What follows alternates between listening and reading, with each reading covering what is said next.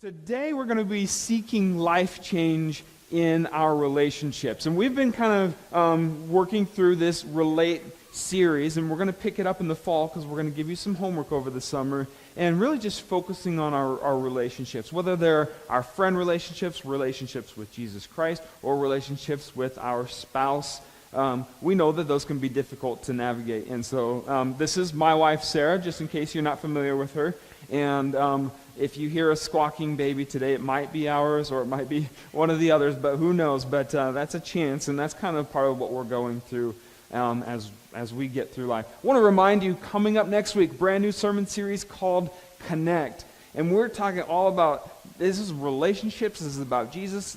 This is another component of how do we actually connect with other people to begin sharing our story in that genuine way that's not forced, but just like full of his life. And so we're looking forward to that. It's going to be a pretty phenomenal summer series. So follow along on your worship outline here, or get onto your phone and use the Bible app. And we're going to dig into our teaching this morning.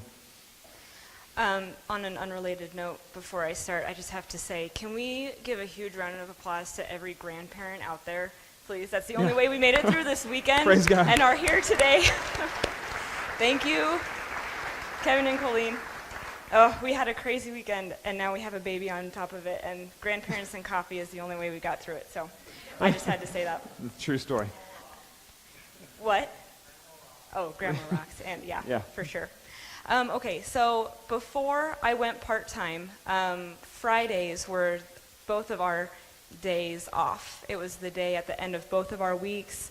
Jason kind of takes a whole sabbatical from his job. He'll turn off his phone. I pretty much do the same thing. We have just the day together. And now we still try to keep that up with Samuel when it's Jason's day off. And my ideal Friday with Jason and Samuel would look like probably sleeping in. That doesn't happen much anymore, but if it could, I would sleep in.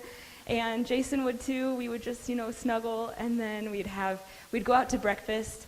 Our favorite restaurant is Cultiva for breakfast, and just linger over coffee for a couple hours. Also, that doesn't happen anymore, but if it could, it would.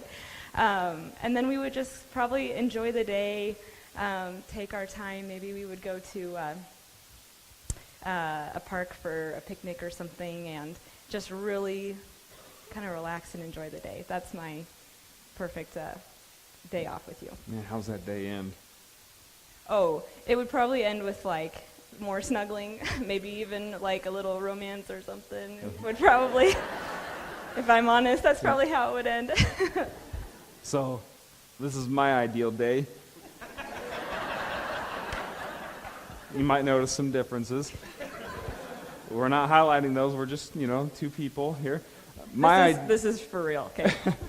My ideal Friday is finally that day. I've poured my life and my heart into church, and Friday is that day where it's like, I got that one sweet day to just get everything done. So I'm going to get up. I love running on Fridays. I go get coffee with my running group. So my ideal, I run at 5:15.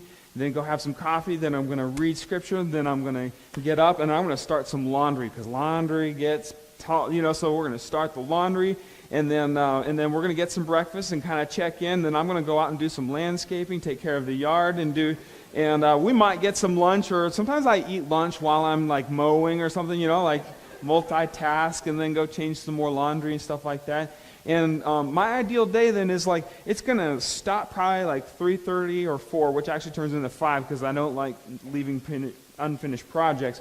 And then after all that's done, I'm going to hop in the shower. Sarah and I we're going to go out to the lake or whatever, or go to some friend's house, and we're just going to have a great evening. It's 10 o'clock, and then boom, I'm tired, I'm done, and it's time to sleep because we got a whole day of doing that tomorrow.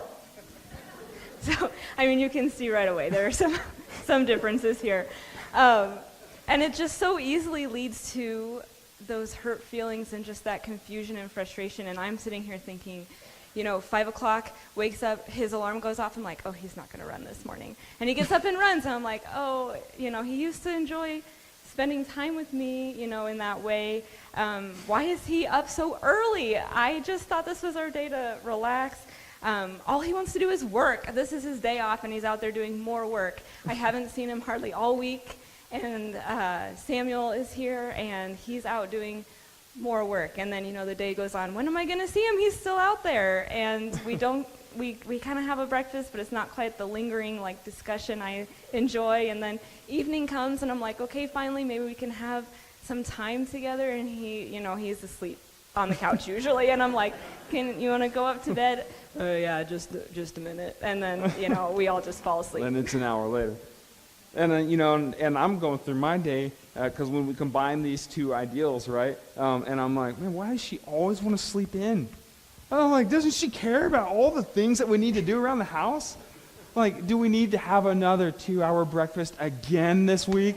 Like, I thought last week was good enough. Like, why does she want to go hang out with her friends now? Romance? Like, I'm beat. Why? What's going on there? You remember those days though when maybe you were dating, or you were engaged, or early in your marriage? I know for some of you that's a jog, that's a marathon back into history. For others of you, it just happened. Okay, but do you remember? It was like the magic, right? It was like in that season of your life, your spouse, early spouse or future spouse, loved everything that you loved, right? Hey, let's go for a walk. I would love to go for a walk. Hey, let's watch a movie. I would love to go for a movie. Hey, let's clean toilets together. That sounds like an amazing idea. That was just like, let's do that. But then reality sets in, right? Somewhere along the way, reality sets in. Sometimes it's because of demands, whether it be children or work or things like that, pressures that we put on ourselves or other people's put on us. Sometimes it's just the natural thing called a routine, right? We kind of get settled in a little bit. Oftentimes we get comfortable then in our marriage, in our family situations, and we feel safe in them, right? Man, I don't have to impress this person as much anymore. We're kind of locked in. It's a sealed deal, and I just need to be who I am, because if we're not our honest selves in a relationship, that's also a pretty big problem. So we get comfortable and we get honest with who we are, and then we become what I like to call specialized. Right? Because we were a jack of all things that we loved to do, even though if we didn't really love to do them, we were good at doing them because we were in love and smitten and all that. But we get specialized. Now, someone might say we get lazy or we get selfish, but I'm saying specialized. Keep it up there in the positive here, and we stop doing things that we're not quite as interested in out of a normal response. The only problem is, we share these stories and they're funny, and it's easy to think on the surface level of he wants, dishes done, and that's kind of how he enjoys getting Friday done, and I enjoy maybe quality time, but we can laugh about it, but these are serious things. I mean, this undermines the root of our relationships, doesn't it? How easy is it to start feeling really hurt, and you're thinking, he used to love me more. She used to love me more. We used to have that spark, and it's gone. How easy is it to start feeling that? And it just can really degrade our relationships if we're not careful. Yeah, the challenging thing is this happens so easily, and especially if sometimes even clarity helps, or sometimes even with clarity, we get into that, but even the problem is oftentimes we're not clear about what's going on in our relationship. And when we're not clear of some of these things that we know about ourselves, if we don't know that about ourselves, and we don't know what's going on in our spouse's life, this just looks like a whirlwind of hurt. And naturally, when we start hurting, we start pulling away. We start building our walls, and we say, why would I pour into this person when this person doesn't want to pour into me? Okay, a lot of those things. Well, here's the case. So sometimes there is what arises in relationships called affairs, okay? And I'm not necessarily talking about physical or emotional affairs with another person at this point, although those are obviously destroyers of marriages. But sometimes we do fall into affairs with our work, with material goods, with status, all kinds of things. We fall in love with that. Like, it's easy for me to fall in love with keeping the house the way I like it and use that as an excuse to disengage from our relationship. But sometimes, so that's the case sometimes, but oftentimes the distance, and this is the first point in your worship outline this morning, the distance and the hurt that comes between us is often merely the result of emerging differences in our native love languages. That's the specialization I'm talking about. Because we've all been created by God to speak and hear very fluently specific love languages. So these are emerging and they're native to us. They don't have to really work on them. They just come out, and they are different quite often from the people that we live with, because opposites attract. God created opposites to naturally come together. So what happens then is we naturally hear and speak different things, and it might seem trivial or superficial, but it affects everything, like Sarah said. I want you to think about this. If I'm speaking French to Sarah, who speaks German, and I'm just head over heels about her, and I'm saying, I love you. I don't speak French, so I don't know how to say that in French, okay? But I'm saying that over and over and over and over again. Here's the thing, though. If Sarah doesn't speak that language, all intended meanings are lost. Okay? And you're like, well, you could use body language and things like that. Whatever language that I'm using, Sarah does not speak. And when that's the case, it doesn't matter what I'm saying or what I'm trying to communicate. It's lost. It's just wind. Okay? And here's the thing, is when someone speaks, if Sarah's speaking German to me, and I also don't speak German, and like she's telling me how much she loves me, but I don't speak German and I don't get what's going on, right? Like when you're around a lot of people who are speaking foreign language, it gets confusing, right? Because you're like, I don't know what you're saying. It gets frustrating because you're like, just give me a second here, or like eventually it becomes noise. And we love white noise because it helps us sleep, it helps us work, it helps us zone out a little bit. Noise is not something that we hear anymore. It becomes a natural thing. And so when we're speaking different love languages and we're not fluent in the others and we don't realize that we're speaking different love languages, again, it just gets into this whirlwind of confusion. So we read The 5 Love Languages by Gary Chapman. And we'll talk about it a little more later, but if you have not read that book, it is life-changing. One of the major changes in our marriage. And this super applies to friendships, parent-child relationships, relationships with grandparents. Realizing that people have these different love languages is huge.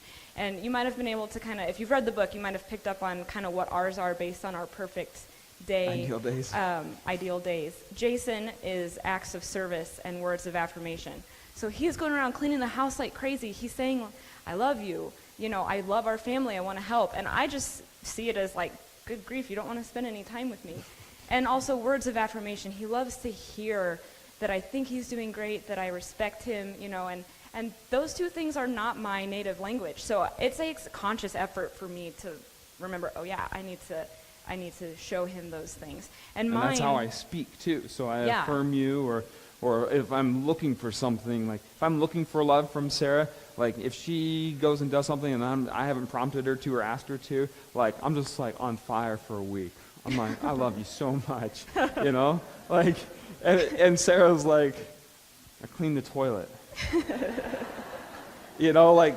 like we didn't even talk while I was cleaning the toilet. Like, yeah. Okay, like how could that matter? Okay. And my love languages are quality time, the 2-hour coffee dates, and physical touch. And you can just see that the deep ravine this can cause in a marriage. I mean, we are opposites, and it's not always quite so polar, but oftentimes there are big differences there. By nature, our love languages are separate us. Acts of service take away time from quality time and make you tired for the physical touch. Words of affirmation, they're just different. And when you're spending a lot of quality time, when are you going to pick up the house? Yeah. So, thank you. Your hands are dry, and then you go to touch someone, and that hurts. Okay. The point is, we are so different, and it was really life-changing to get the idea that we need to learn about each other. We need to understand each other's love languages. I need to understand when he's speaking to me that he loves me through the acts of service, through the words of affirmation. And he will also realize, it's okay that she's not reciprocating in the exact same way, because that's not her language. When she comes up behind me and hugs me, that's her love language, And this has, like I said, just been life-changing to realize this about each other. So what it really boils down to, Paul spells it out really well in Romans, letter to the church in Rome. So I want to invite you to turn to Romans chapter 12 here, 9 through 17, and look what Paul's talking about here. God's word to Paul, so it's not just Paul's idea. Paul just wrote it down because God gave it to him. Is ultimately what it's about. What Sarah said is kind of like figuring this out and understanding where your person is and how you need to maybe expand your vocabulary, right? Your language. It's learning your beloved. Learning your beloved. The world is constantly changing. None of you can say that you are the same person that you were when you got married, okay? Or when you entered into that relationship. Everything changes. If it's not kids, job, location, house, things like that, and circumstances, popular technology, everything is changing your world, so you are not the same person. Your spouse is not the same person, so learning that person on a continual basis is absolutely essential, even if you've been married for 40 plus years. It is essential, and it's a model that you set for your children to stay engaged with your person. So here's what Paul says about really learning your beloved. So this is chapter 12, and we're going to begin in verse 9 here. Love should be shown without pretending. If you're loving someone, you don't just tell them that you love them, you actually, it means something. Hate evil. Hold on to what is good. Love each other like members of your family. Be the best at showing honor to each other. It's like a competition, right? Be the best of showing honor to each other. Don't hesitate to be enthusiastic, be on fire in the Spirit as you serve the Lord. As you serve the Lord, you serve others. And when you're serving others, you're putting the other in front of you. Be happy in your hope. Stand your ground when you're in trouble. That doesn't mean don't admit that you're wrong. It means stand the ground of the vision of your marriage or your relationship over your faults or your defense. Okay? Stand your ground for the things that matter. And devote yourselves to prayer. Contribute to the needs of God's people and welcome strangers into your home. Bless people who harass you, even if that's your spouse. Bless your spouse, even if they harass you. Don't curse them. And continue, verse 15, be happy with those who are happy, and cry with those who are crying. That's entering. You can't cry with someone until you know enough to enter into the situation to cry with them, unless you're a good fake crier, and we don't want actors here. Okay? Same thing with happiness. And finally, instead associate with people who have no status. Verse 16, consider everyone is equal, and don't think you're better than them. Don't think you're better than your spouse. Okay? Don't think that you're so smart. Verse 17, don't pay back anyone for their evil actions with evil actions, but show respect for what everyone believes is good. So Paul's essentially saying your love needs to be honest. He's saying put the other first. And putting the other first should always be your first intention. And that's really hard to do. Your hope for your relationship, Paul's saying, is what brings grace into your relationship. Prayer and empathy drastically open the doors of language blockades. Okay? Paul's also saying your superiority in your relationship is often the first sign of your inferiority. And finally, Paul says, hurting others for having hurt you only brings more hurt. Don't do it. Essentially what Paul's saying. So we have some homework for you today. And this is why we're going to take a little bit of a break, because we want you to engage in this. I think it would be great as part of your homework to go through that scripture again, even if it's just by yourself. There's so many amazing things that Paul is saying in there. And also you can purchase or revisit Gary Chapman's 5 Love Languages that we were kind of talking about today. Jason has those resources. I think you can even go online you can make it really easy. And take the quiz. Just learn about each other. Learn about yourself. I mean, it's easy. If you're just not there in your marriage right now, just take it and learn about yourself. What are your love languages? And then you can hopefully share that with your spouse.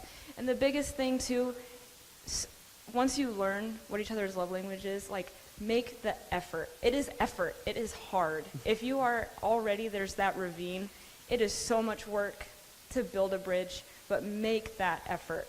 And don't have your mindset on, we're going to get back to where we were. You don't want to go back to those very beginning days. That was superficial. That was early. Yeah, it felt great, but, I mean, you were right here at the tip of the iceberg of your relationship. You have been through more. You've done more. You can get so deep and rich with this kind of stuff, with the Word of God, understanding each other's love languages and where they're coming from. So make the effort.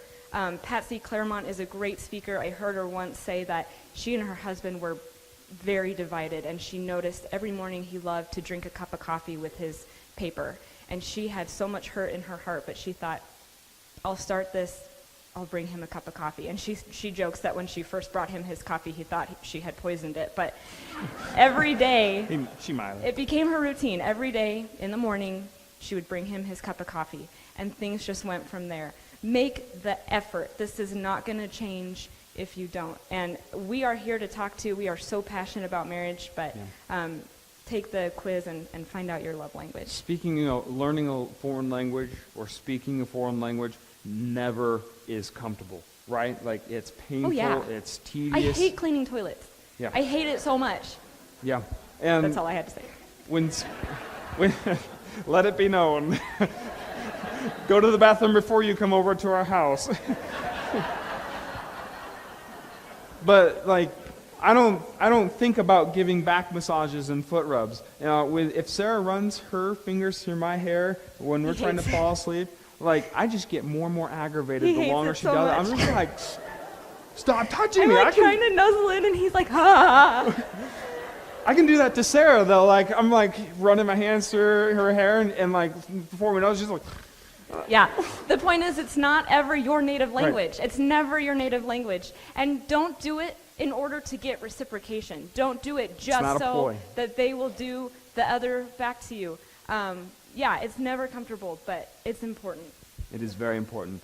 The second, so we read this book, and then things really came together for us when we went to our life group, but also Sarah and I dug into the marriage oneness study, and we actually invested in that as a church to offer to life groups and couples as well.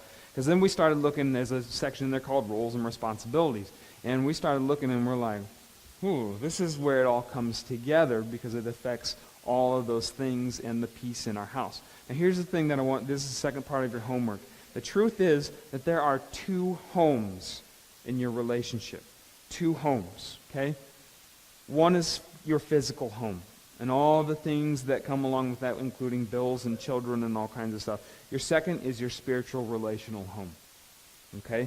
And that includes everything that is not physical. It's the spiritual relational structure of your home, of your relationship. Neglecting either one of those homes is absolutely detrimental to your married health. Neglecting either of those homes is absolutely detrimental to your married health.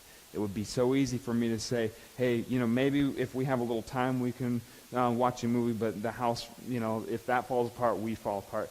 If I neglect the spiritual relational home of our marriage, it is a detriment, an absolute detriment to our marriage. So I want you to go home, and this is maybe read the 5 love languages first, but then go home and make a list of the things that need to be done in both of your homes. Not just the one that's physical, but both of your homes, and then pray about and talk about how are we going to make sure that we are caring for both of these homes. And, again, you probably need to talk to someone at that point. Talk to your life group, talk to one of the pastors here, talk to someone, talk to a counselor that can guide you through this. Let's pray.